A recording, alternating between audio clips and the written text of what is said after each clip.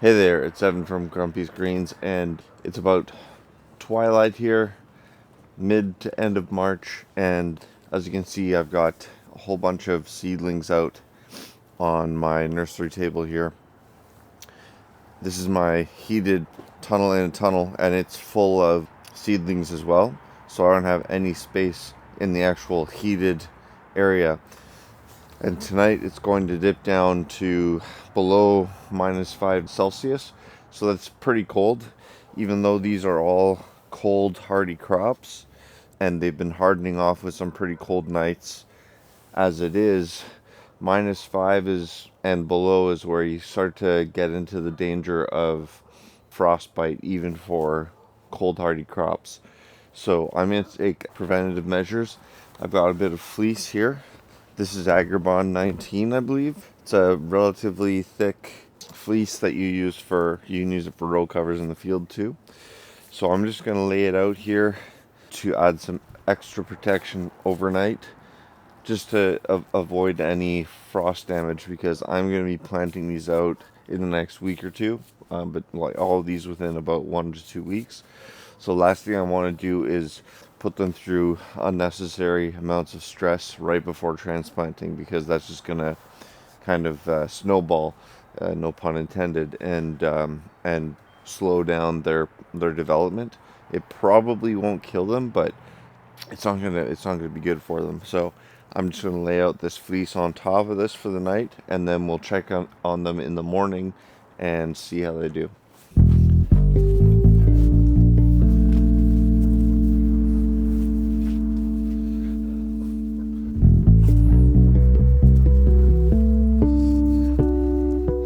I am going to tuck them in a little bit under here.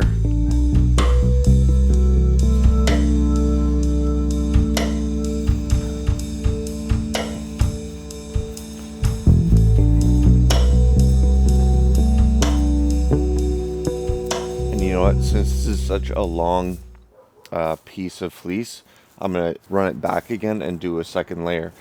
It's probably more than I need to do, but again, I'm just going to exercise caution. I'm such a small scale farmer that if I lose this, that's a huge deal for me. I know it doesn't look like much to a lot of people, but this for me would set me back big time. So I'm just going to take that extra step and run it back one more time here.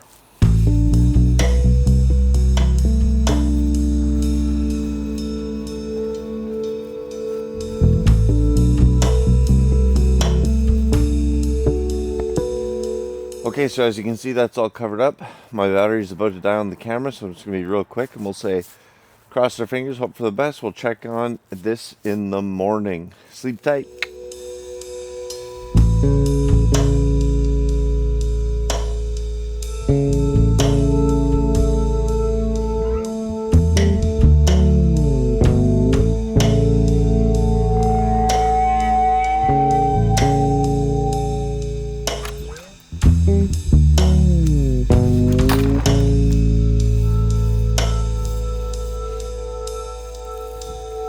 Okay, so it's the next morning here, and although it's still below freezing outside, it's about -2 degrees Celsius outside right now. It did dip down to -6 overnight for a few hours, a significant amount of time. So I'm glad I did take the time to cover everything up last night. Another thing to consider is how long it's going to be in that really cold range for. If it's a sharp dip and comes right back up again and barely touches -5, I won't be as concerned, but we got a good solid 4 to 5 hours below 5 degrees Celsius, -5 degrees Celsius last night. So I'm really happy I went out and took that extra time. The sun's been out here now for about an hour, couple hours. It was behind the clouds, so it's been up technically for longer, but it's been out for about an hour. And in here, it's already almost 10 degrees Celsius. So it's warm enough now to uncover things. It will be dipping down again tonight, so I'm going to have to cover them back up again. But I'm just going to have a little check, see how they did overnight. Hope for the best here.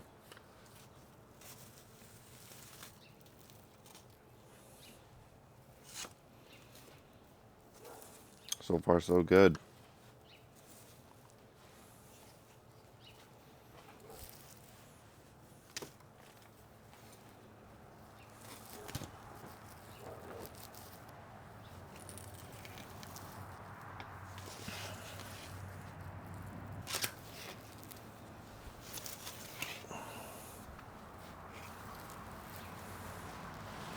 So everything looks happy, healthy, perky, and ready to photosynthesize for another day.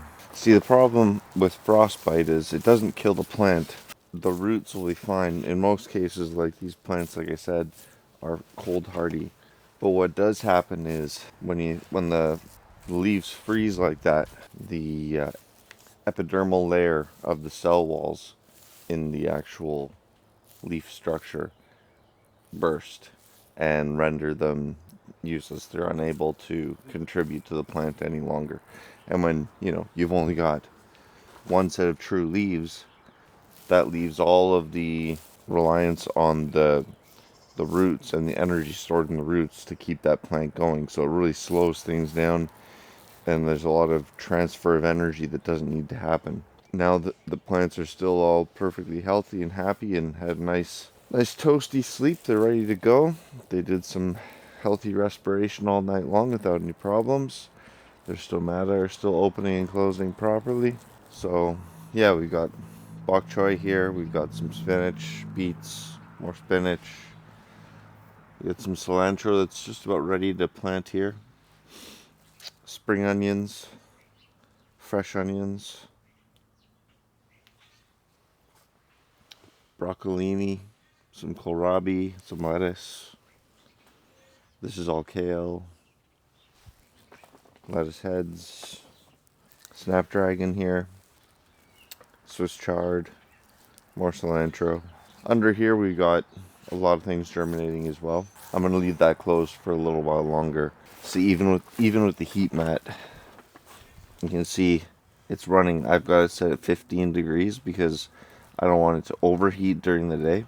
So it's 15 degrees, but it's still heating at 11.6 right now. So it's working pretty hard to keep that soil above freezing. The idea isn't this is an unheated tunnel. I'm not expecting it to keep the soil above or at 15 perpetually, because my heat mat doesn't have sand, or it's not made with concrete or anything. It's just the in-floor heating wire underneath a pond liner with some insulation underneath.